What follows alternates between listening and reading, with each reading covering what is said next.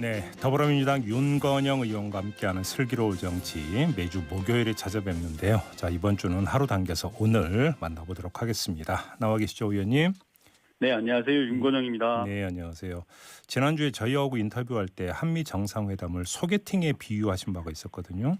자, 네. 소개팅이 끝났는데 진도가 어디까지 나간 것 같습니까? 제가 지난주에 소개팅에서 결혼 반지 못 준다라고 이렇게 이야기했는데요. 네. 제가 좀 실언을 한 것 같아요. 진도가 그렇게 많이 나갔다고 보시는 겁니까? 네, 네. 결혼 반지는 아니더라도 최소한 약혼 반지는 서로 건넨 것 아닐까 그런 생각이 듭니다. 어떤 점을 갖고 그렇게 평가하시는 겁니까? 이번 정상회담은 기존의 한미 동맹을 좀 질적으로 저는 도약을 시켰다고 생각합니다. 과거에 안보 중심으로 이루어졌던 한미 관계가 평화동맹, 경제동맹, 백신동맹 3대 동맹으로 좀 확장됐다. 한마디로 업그레이드 시켰다라는 측면에서 대단히 성과가 있다라고 봅니다. 예, 그러면 일단 좀 요점부터 짚고 넘어갔으면 좋겠는데 야당의 평가는 근데 의원님의 평가는 상당히 다른 게 김기현 국민의힘 원내대표 같은 경우는 현금 주고 어음 받아왔다 이렇게 혹평을 했던데 이런 평가는 그럼 어떻게 받아들이세요?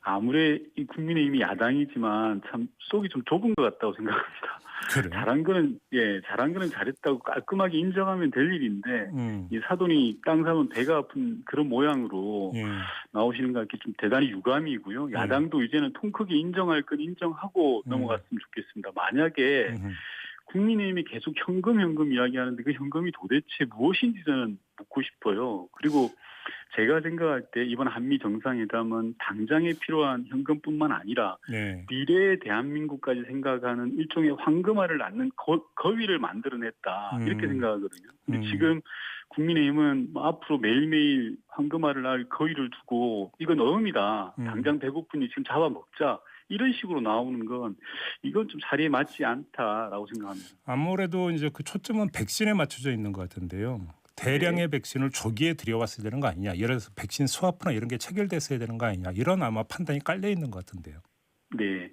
근데 백신 스와프보다도 이 백신 동맹이 저는 훨씬 크고 분명한 성과라고 생각을 합니다. 즉 세계 1위와 2위의 백신 생산 능력을 가진 미국과 한국이 힘을 합쳐서 코로나19 팬데믹 상황을 대응한다라는 게 중요하고요. 국민의힘에서는 계속 일본하고 이렇게 예를 들더라고요. 어제도 나와서 가짜 뉴스를 또 이야기하시던데 어제 진행자께서도 분명히 이야기하셨지만 객관적인 사실은 일본하고 우리하고 비슷한 물량을 계약을 했다는 거고요. 심지어 우리보다 늦게 계약한 거고 계속 1억 명이라고 하는데 1억이 아니라 그 절반밖에 안 되는 거고요. 그래서 좀 가짜 뉴스로 국민들을 현혹하지 말았으면 하는 그런 생각이 듭니다. 어제 아마 성일종 비대위원과 인터뷰를 들으신 것 같은데 그럼 어제 그 인터뷰에서 나왔던 이야기 하나만 더 마저 여쭤볼게요. 그러니까 국군 장병 55만 명분 백신 지원 약속을 받지 않았습니까? 근데 이게 국민의힘 백신 사절단의 아이디어가 반영이 된 거다 이렇게 주장을 했는데 사실관계가 어떻게 되는지 혹시 파악하신 바가 있습니까? 만약 사실이라면 고마운 일입니다. 저는 국민 안전에는 여야가 없다고 그동안 기회가 될 때마다 말씀드렸고요.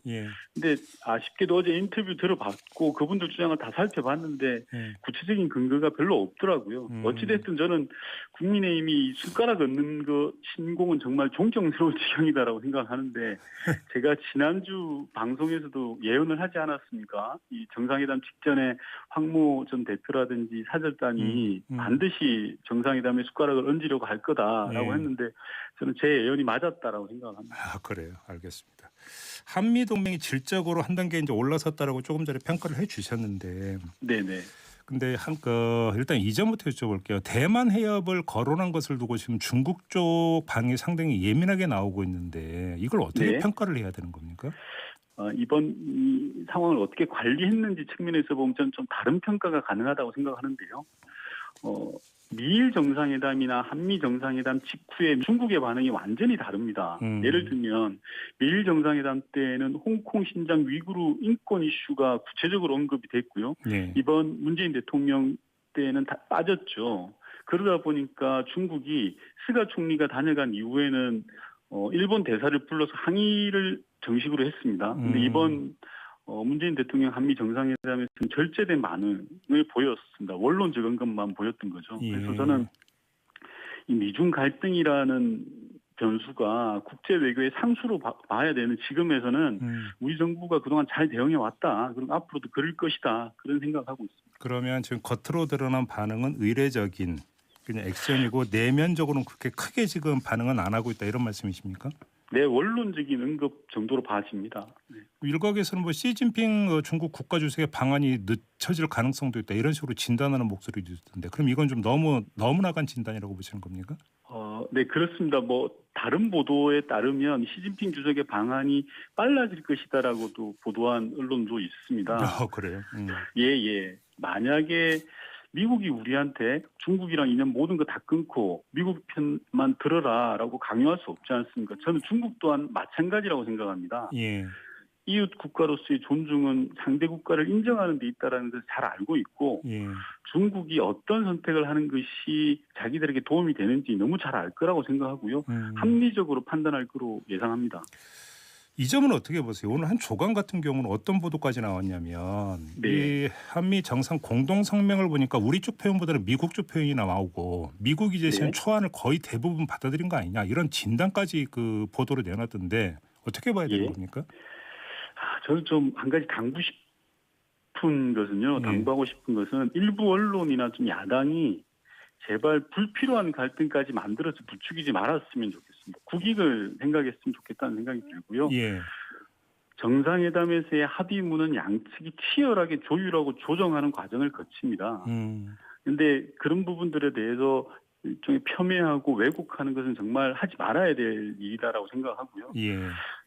중국 문제도 마찬가지입니다. 경제적으로나 외교 안보 면에서 정부가 국익을 지키려고 노력을 하고 있는데 어느 한순간만 가지고 이게 친중이니 친민이 하는 것은 지금 우리나라가 가지고 있는 국격이라든지 위치에 맞지 않는 일종의 사대주의적 발상이라고 저는 그렇게 생각합니다. 그러면 지금 나오고 있는 분석, 우리 정부의 외교 무게중심이 미국 쪽으로 조금 더 이동이 됐다라는 진단에 동의를 못 하신다 이런 말씀이신 거죠, 정리로? 예, 저는 균형자로서의 역할을 충실히 해가고 있다고 생각합니다. 아, 그래요? 자, 이 북한 쪽에는 어떤 신호로 이게 전달이 될 거라고 전망을 하십니까?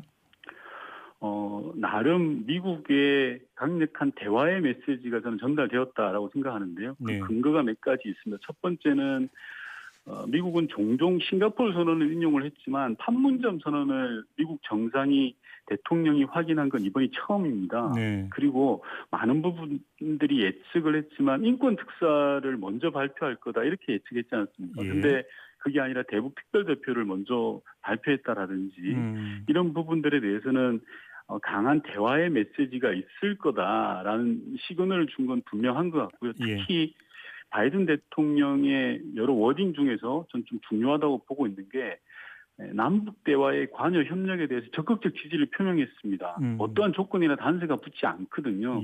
이런 부분들이 큰 시그널이 됐을 걸로 저는 예측합니다.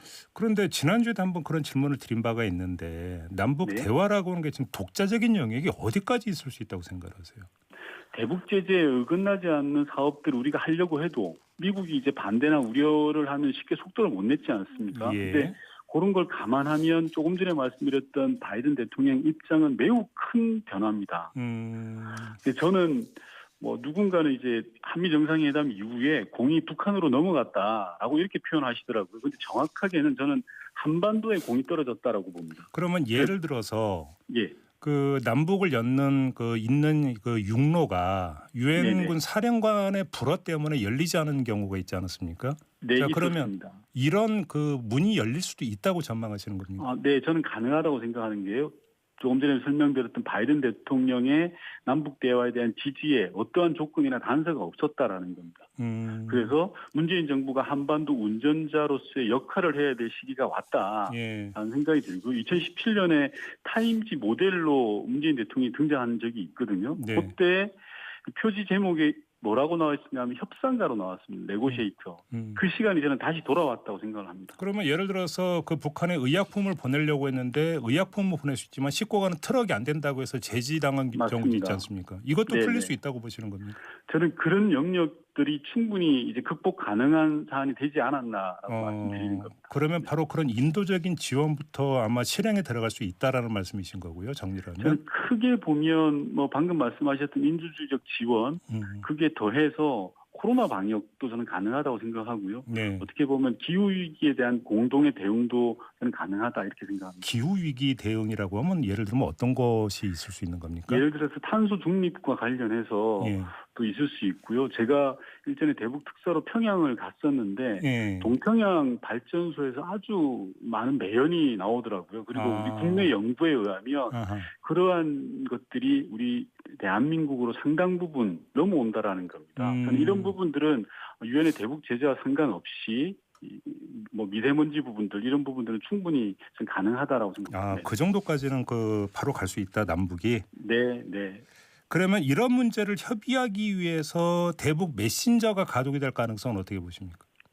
그 부분은 전 다소 좀 제한적인 상황이 아닌가 싶은데요. 우선 코로나 상황이라는 특수성을 감안해야 됩니다. 아직도 북한은 국경을 사실상 봉쇄하고 있거든요. 그래서 뭐 일각에서는 대북 특사 이야기를 하시던데요. 말이 특사지 사실상 공개 대화를 하자는 거 아닙니까? 특사라는 건. 쉽게 말해 그렇죠. 특사가 간다는 것은 이미 물밑 대화를 통해서 어느 정도 숙성된 다음이다라는 거고요. 저는 지금은 일종의 탐색 대화가 필요한 시기다. 공개적인 대화보다는 비공개 물밑 접촉이 우선돼야 된다라는 생각이 들고 북한은 지금 이런 열린 국면들을 마냥 외면해서는 안 된다라고 생각합니다. 저는 개인적으로 지금의 조건을 2+2 시기로 규정하고 있거든요. 이게 뭐냐고 하면 대한민국과 미국이 동시에 대화를 중시하는 민주당 정부가 집권하고 있습니다. 그리고 또한 대한민국과 미국이 동시에 민주당이 다수당입니다. 그런 상황이 한반도 역사에서는 좀처럼 보기 힘든 혹입니다. 평화정착의 과정에 있어서. 그래서 북한도 마냥 외면하지는 말아야 된다라는 말씀을 드리고 싶습니다. 근데 저거 아까 이제 인권 특사를 말씀하셨으니까 네. 인권 특사보다 대북 특사를 먼저 임명한 건 맞습니다만 그렇다고 해서 인권 특사를 임명을 안 하는 건 아니잖아요. 만약에 인권 특사를 임명을 하고 임명된 인권 특사가 활동을 하면 그 자체에 대해서 북한이 반발을 하지 않겠습니까? 물론 그 대북 인권 문제는 북한이 굉장히 껄끄럽게 생각하는 이슈 중에 하나입니다. 제가 말씀드리는 건 그 껄끄러운 이슈를 한미 정상회담을 통해서 우리 문재인 정부가 어떻게 관리해 왔느냐라는 겁니다. 애초에는 인권 특사부터 먼저 발표될 것이다라고 모두가 예측을 했고 그리고 북한 인권 문제를 아주 강하게 제기할 것이다라고 이야기했는데 둘 다 아니었거든요. 인권 특사보다는 대북 대표를 먼저 임명했고 북한 인권 문제에 대해서도 강한 유감이 아니라 원론적 차원에서의 접근이었습니다. 이런 부분들이 저희가 상황을 관리해 나가면서 한반도 평화 프로세스를 끌고 있다. 그리고 이 부분에 대해서 미국 바이든 행정부도 동의하고 있다라는 부분이 저는 대화의 가능성이 좀 더 열려 있다라고 보는 거죠. 이 미사일 사거리 제한이 풀리지 않았습니까? 자, 그럼 우리 정부가 당장 할 수 있는 그 카드가 뭐라고 생각하세요? 당장은 미사일 부분에 대해서는 이제 방위산업과 우리 자주국방이 우선이 되겠죠. 저는 그렇게 생각하는데요. 본질은 우주 발사체 제한이 풀린다라는 겁니다. 역시 우주입니까? 그래서 뭐 잘 아시고 있다시피 사소하게는 지금 현재 사용하고 있는 GPS가 미국 중심이거든요. 이런 것들이 다 한국형으로 바뀔 수 있다라는 거고요. 그런가요? 맞습니다. 그리고 드론만 하더라도 지금 중량이 2.5톤이 제한이 걸려 있습니다. 따라서 대형 드론, 즉 무인기 같은 건 저희가 만들어낼 수가 없었거든요. 그것도 미사일 협정하고 연결이 돼 있습니까? 드론도? 맞습니다. 맞습니다. 그래서 미사일 지침이 해제가 되면 무인기 개발이 가능하고요. 그런 부분들이 저는 우리나라 산업에 큰 영향을 미칠 거라고 생각을 합니다. 그리고 한 가지 말씀드리면 그 아르테미스 약정이라고 좀 생소한 단어가 이번에 등장했지 않습니까? 이게 미국 중심의 달 개발 계획입니다. 2024년까지 달에다가 우주인을 보내겠다. 그리고 28년까지 달에 유인 기지를 건설하겠다라는 달 탐사 계획인데 이 부분에 대해서 저희가 참여할 가능성이 열려 있거든요. 우주 산업이 확 열린다라고 보시면 될 것 같습니다. 여쭤볼 게 많은데 시간이 다 돼서 이제 마무리해야 되는데 짧게 하나만 짧게 좀 답변 부탁드리겠는데요. 어제 성일종 비대위원 같은 경우는 판문점선언 국회 비준에 대해서 아니 북한이 사실상 판문점선언 파기한 거 아니냐 이렇게 이제 주장을 했는데 어떻게 받아들이십니까? 아니 어제 방송 보니까 휴지 조각이라고 하시던데요. 성일종 의원님 말씀대로라면 그런 휴지 조각을 미국 바이든 대통령이 적극적으로 인정하고 설명하고 전 세계인 앞에서 공개적으로 그것도 하셨다는 거 아닙니까? 이게 예. 미국 대통령이나 백악관이 아무 생각도 없이 그렇게 했겠습니까? 알겠습니다. 예. 자, 오늘 말씀 여기까지 듣도록 할게요. 고맙습니다, 의원님. 네, 고맙습니다. 네, 지금까지 더불어민주당의 윤건영 의원이었습니다.